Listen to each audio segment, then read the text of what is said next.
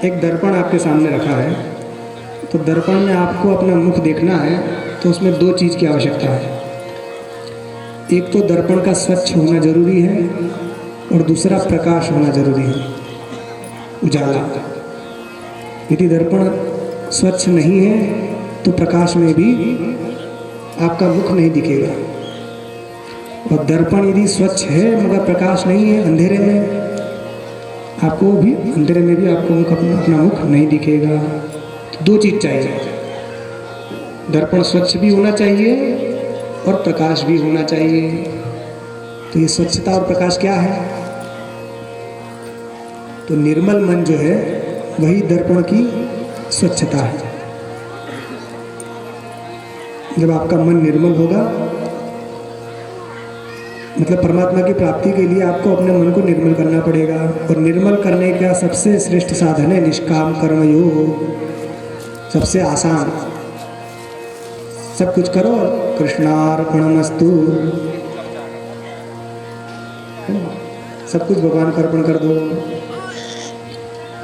तो ये निष्काम कर्म हो जाएगा। भगवान की प्रसन्नता के लिए सब कर्म करो, जो भी कर्म करें, तो इससे आपका अंतःकरण शुद्ध हो जाएगा। मतलब आपका दर्पण, आपका अंतःकरण रूपी जो दर्पण है वो हो गया क्लीन।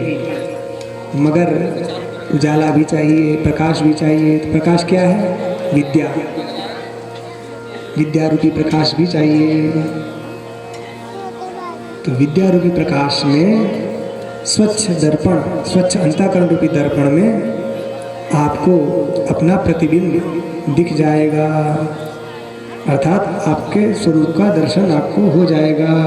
जब आपने एक बार अपने आप को देख लिया तो परमात्मा तो आपसे अलग है ही नहीं, तो उसकी प्राप्ति होगी। तो इसी प्रकार इसलिए कर्म करो, आसक्ति का त्याग करके परमात्मा की प्रसन्नता के लिए तुम कर्म करो, इसी से तुम्हें परम पुरुष की प्राप्ति होगी। कर्मणे वही संसिद्धिम आस्थिता जनकादयः लोक संग्रह मेवापि संपश्यन् कर्तुमर्हसि। अब कहा तुम लोक संग्रह की दृष्टि से भी तुम कर्म तुम्हें करना चाहिए। कर्मणे वही संसिद्धिम आस्थिता जनकादयः, जनक आदि जितने राजर्षि हुए हैं उन सब लोगों ने कर्म के द्वारा ही सिद्धि को प्राप्त किया है। संसिद्धि आस्थिता जनकादयः, जनकादियों को कर्म के द्वारा ही संसिद्धि की प्राप्ति हुई है, परमात्मा की प्राप्ति हुई है। तो तुम्हें यदि परमात्मा की प्राप्ति करनी है तो तुम कर्म करो। का कर्म करने में और दूसरा हेतु क्या है कि लोक संग्रह में वापि संपश्यन् कर्तुमर्हसि। तुम लोक संग्रह की दृष्टि से कर्म करो। ज्ञान नहीं हुआ है तो परमात्मा की प्राप्ति के लिए कर्म करो, और ज्ञान हो गया है तो लोक संग्रह की दृष्टि से कर्म करो, मगर करो। तो लोक संग्रह क्या है?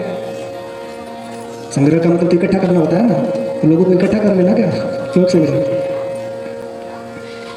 लोक संग्रह का मतलब क्या है? लोक संग्रह का मतलब है लोकस्य उन्मार्ग प्रवृत्ति निवारणार्थम लोक संग्रह। उन्मार्ग में जो मनुष्य की प्रवृत्ति हो जाती है उसके निवारण के लिए जो महापुरुष कर्म करते हैं वो लोक संग्रहार्थ कर्म कहे जाते हैं। लोगों को सन्मार्ग में लगाने के लिए, बुराई से बचाने के लिए ज्ञानी पुरुष भी कर्म करते हैं। ज्ञानी पुरुष का कर्तव्य कुछ नहीं है, फिर भी वे कर्म करते हैं। क्यों करते हैं? उनकी देखा देखी में दूसरे, क्योंकि मनुष्य जैसा करता है उनकी देखा देखी मनुष्य दूसरे करते हैं ना। क्या तुम लोक संग्रह के लिए कर्म करो? लोक संग्रह के लिए मतलब आपके आचरण से आप ऐसा आचरण करिए कि आपको देखकर दूसरों के जीवन में सुधार हो।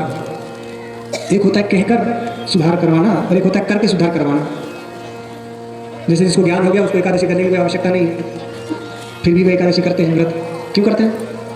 कि उनको देखकर दूसरे भी करेंगे, देखो ये ज्ञानी है फिर भी व्रत कर रहे हैं तो हमें भी करना चाहिए। जिसको ज्ञान हो गया उसको गीता पढ़ने की आवश्यकता नहीं है, फिर भी वो गीता पढ़ते हैं, पढ़ाते हैं, सुनते हैं, सुनाते हैं। क्यों? कि उनको देखकर देखो भैया इनको इतना ज्ञान है फिर भी गीता पढ़ रहे हैं, हमें भी गीता पढ़नी चाहिए।